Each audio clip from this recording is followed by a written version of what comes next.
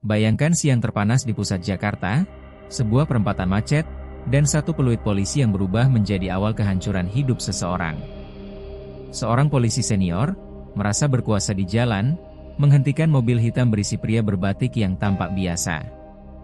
Adu mulut terjadi, ego berbenturan, dan uang berpindah tangan tanpa ia sadari. Tapi siapa sangka, pria sederhana itu menyimpan identitas yang membuat seluruh institusi gemetar. Satu kesombongan, satu keputusan kecil, dan dalam semalam, seragam itu dicabut selamanya.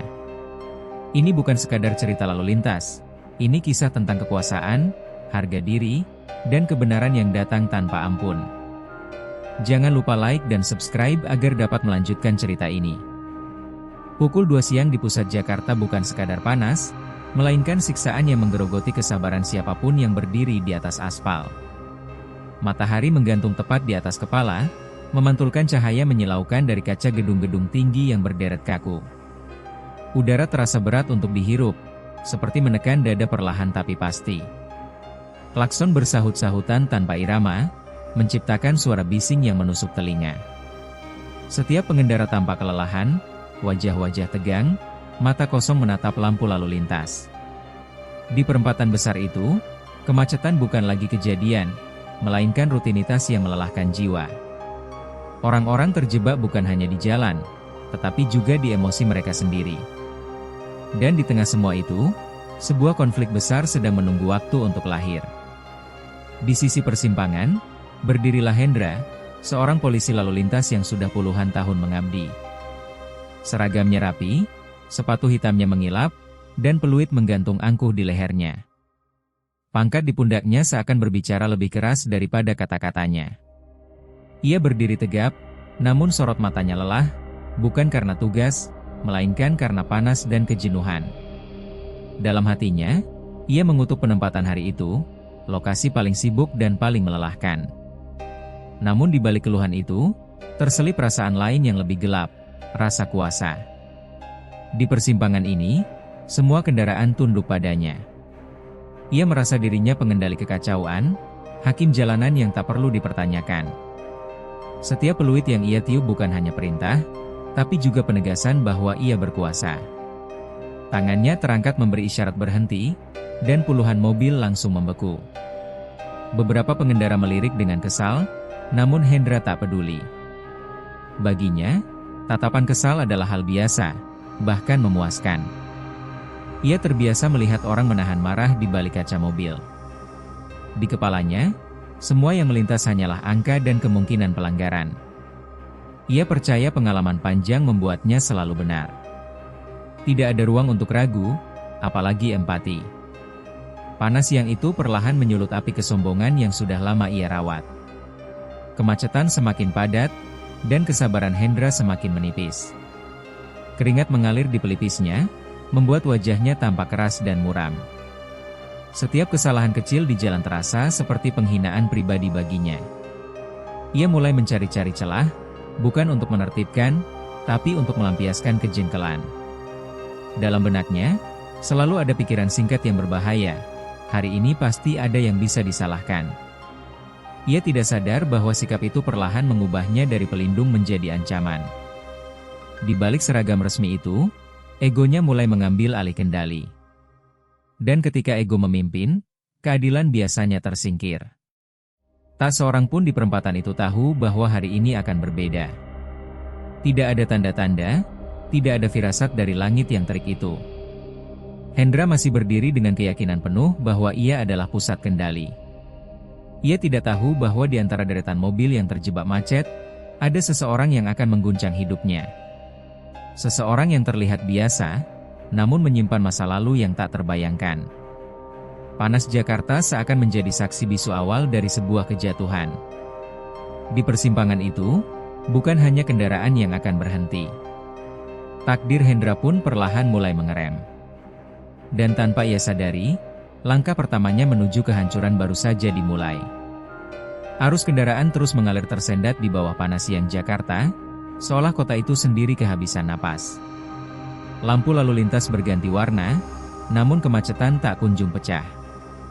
Dari kejauhan, terlihat sebuah mobil hitam melaju perlahan, menyelip di antara barisan kendaraan yang saling berebut ruang. Mesinnya halus, nyaris tak bersuara, berbeda dengan klakson-klakson lain yang meraung putus asa. Pengemudinya tampak tenang, kedua tangannya mantap memegang kemudi. Wajahnya datar, namun sorot matanya tajam dan penuh perhitungan. Ia bukan orang yang asing dengan tekanan.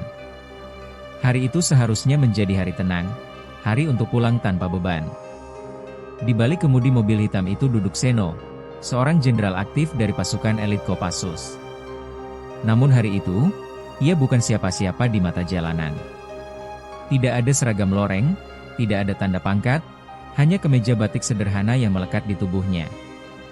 Baret merah, simbol kehormatan dan medan tempur, tersimpan rapi di dalam mobil, sengaja ia sembunyikan.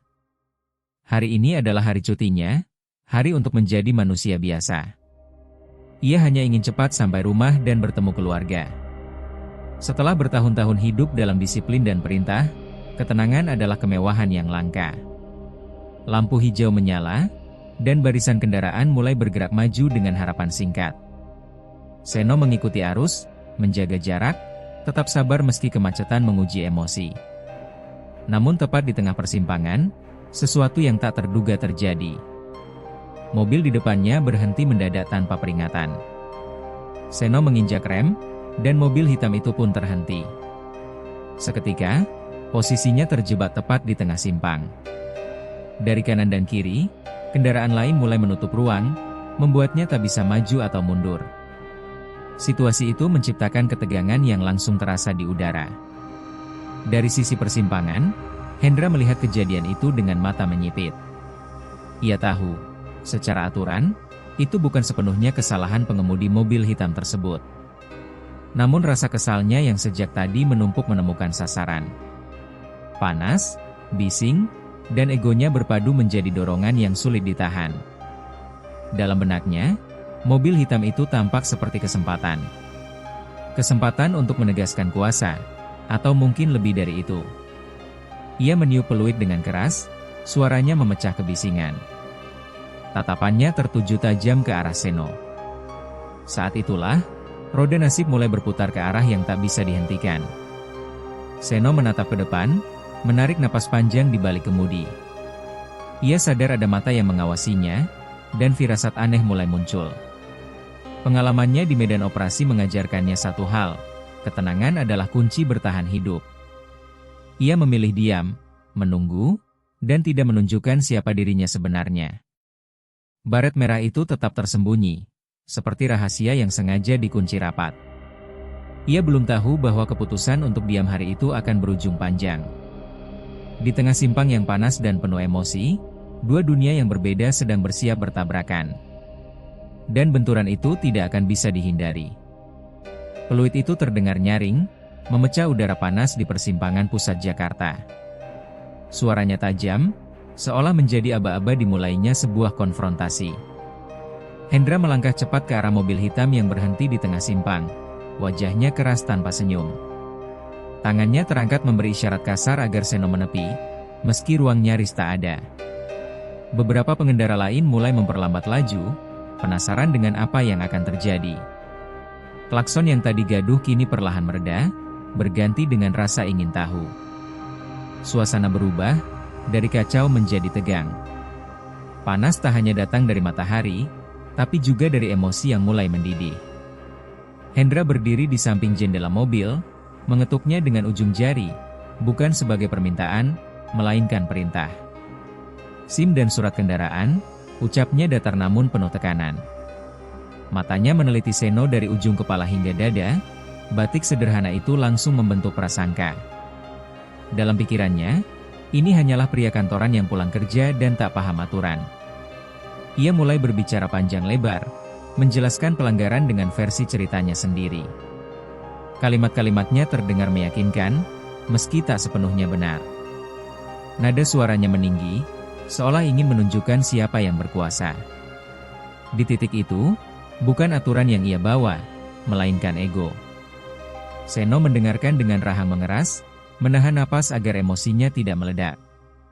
Ia tahu persis apa yang terjadi di jalan beberapa menit lalu. Ia tahu ia tidak bersalah. Namun nada Hendra seakan menutup ruang untuk penjelasan.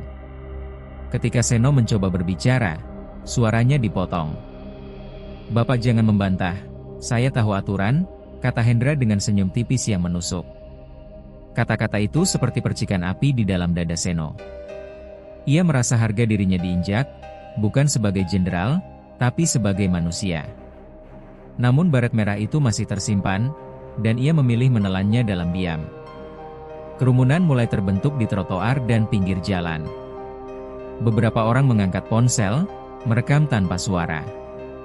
Bisik-bisik terdengar, sebagian menyalahkan pengemudi, sebagian lagi menilai polisi terlalu kasar. Hendra semakin percaya diri melihat banyak mata tertuju padanya. Ia merasa panggung itu miliknya. Setiap kalimat yang keluar dari mulutnya terdengar seperti vonis. Seno merasakan tekanan yang jarang ia rasakan di medan operasi. Bukan ancaman fisik, melainkan penghinaan yang perlahan menggerogoti. Perdebatan itu tak lagi soal lalu lintas, melainkan tentang siapa yang boleh merendahkan siapa. Akhirnya, Seno menunduk sedikit, menarik napas panjang, dan memilih berhenti melawan. Ia menyerahkan apa yang diminta tanpa banyak kata. Hendra menerima dengan wajah puas, seolah baru saja memenangkan sesuatu yang besar. Namun di balik ketenangan Seno, ada badai yang sedang dikunci rapat. Ia kembali ke kemudi dengan raut wajah tak tenang, matanya kosong menatap lurus ke depan. Mobil hitam itu akhirnya melaju meninggalkan persimpangan. Tak ada yang tahu bahwa keheningan itu bukan tanda kekalahan. Itu hanyalah jeda, sebelum kebenaran menemukan jalannya sendiri. Mobil hitam itu melaju menjauh dari persimpangan, meninggalkan panas, kerumunan, dan peluit yang masih menggantung di udara Jakarta. Seno menyetir dalam diam, namun pikirannya berisik oleh emosi yang belum tuntas. Tangannya tetap stabil di kemudi, tapi dadanya terasa sesak, bukan karena marah semata, melainkan karena ketidakadilan yang baru saja ia telan. Ia jarang mengalah, apalagi pada situasi yang jelas tidak benar. Namun hari itu ia memilih jalan berbeda. Baret merah itu masih tersimpan rapi, tak tersentuh. Ia tahu, ada cara lain untuk menyelesaikan semuanya tanpa keributan. Cara yang lebih dingin, lebih mematikan bagi ego seseorang. Sesampainya di sebuah ruas jalan yang lebih lengang, Seno menepi sejenak. Ia menghela napas panjang, lalu mengambil ponsel dari saku. Nama yang ia hubungi bukan sembarang orang, melainkan seorang perwira tinggi kepolisian yang sudah lama ia kenal dalam berbagai operasi negara. Nada suaranya tenang saat sambungan terangkat, nyaris tanpa emosi. Ia tidak mengeluh, tidak memaki, hanya menceritakan kronologi dengan detail yang rapi. "Saya tidak ingin ribut," ucapnya pelan, "saya hanya ingin tahu, siapa polisi bernama Hendra." Kalimat itu sederhana, namun bobotnya berat. Setelah telepon ditutup, Seno kembali melaju, membawa pulang ketenangan palsu yang ia paksakan. Sementara itu, tak jauh dari persimpangan, Hendra berjalan santai meninggalkan posnya. Wajahnya jauh lebih ringan dibanding 1 jam sebelumnya. Di tangannya ada uang yang baru saja berpindah kepemilikan, terasa hangat dan memuaskan. Ia masuk ke sebuah restoran pizza di tengah kota, duduk di dekat jendela, memesan makanan favoritnya. Baginya, itu hanyalah hari biasa, bahkan terasa seperti hari yang menguntungkan. Ia tertawa kecil, menikmati pendingin ruangan yang kontras dengan panas jalanan.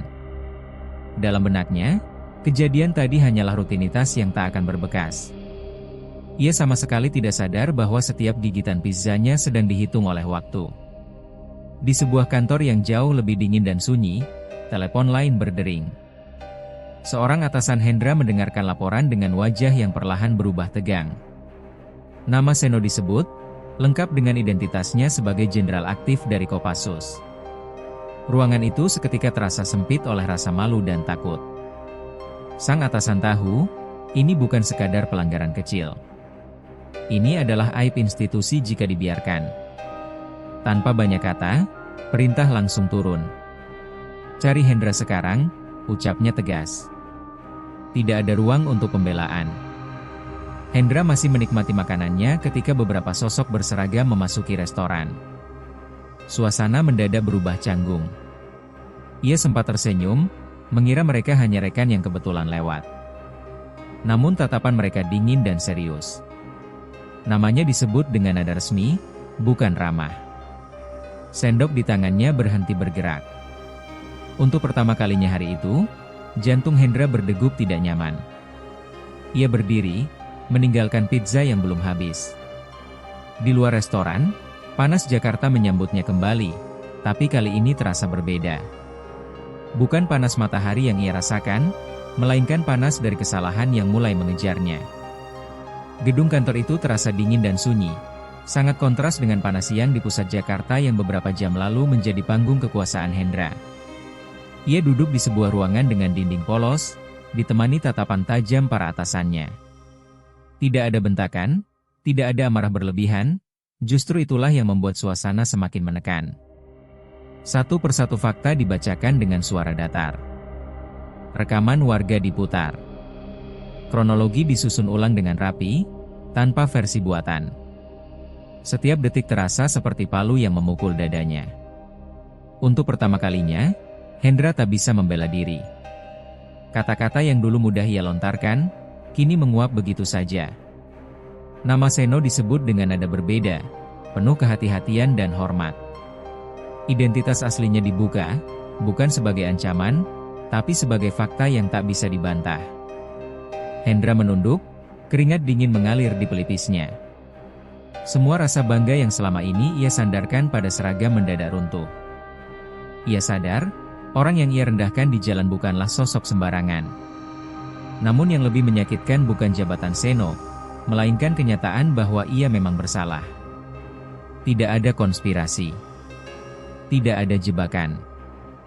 Hanya kesombongan yang akhirnya bertemu akibatnya sendiri.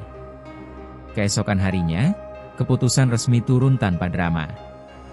Hendra diberhentikan dari tugasnya. Pangkat yang ia kumpulkan selama bertahun-tahun dicabut dalam satu momen singkat. Seragam yang dulu ia kenakan dengan dada membusung kini harus ia lepaskan. Tidak ada upacara. Tidak ada perpisahan terhormat. Hanya selembar keputusan dan keheningan panjang. Ia keluar dari kantor itu sebagai orang yang berbeda. Bukan lagi polisi lalu lintas yang disegani, melainkan pria biasa yang kehilangan arah. Di rumahnya, Hendra duduk termenung memandangi dinding kosong. Suasana sunyi terasa menyesakan. Tidak ada peluit.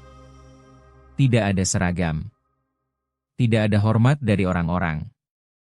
Yang tersisa hanya penyesalan yang datang terlambat. Ia mengingat kembali wajah pria berbatik itu, tatapan tenang yang ia salah artikan sebagai kelemahan. Dadanya terasa berat oleh kesadaran bahwa satu keputusan kecil telah menghancurkan segalanya. Kekuasaan yang dulu ia banggakan ternyata rapuh. Dan saat itu, ia mengerti satu hal pahit, keadilan tak selalu datang dengan suara keras, tapi selalu datang tepat waktu. Di sisi lain kota, Seno duduk bersama keluarganya, menikmati makan malam sederhana. Wajahnya tenang, seolah tak pernah terjadi apa-apa. Ia tidak merasa menang, dan tidak pula merasa puas. Baginya, kebenaran telah menemukan jalannya sendiri. Tidak dengan teriakan, tidak dengan pamer kekuasaan, melainkan dengan kesabaran. Di balik keheningan malam Jakarta, sebuah pelajaran besar tertinggal. Bahwa kesombongan bisa menjatuhkan siapa saja. Dan bahwa menghormati sesama manusia adalah aturan tertinggi, bahkan di atas seragam dan pangkat.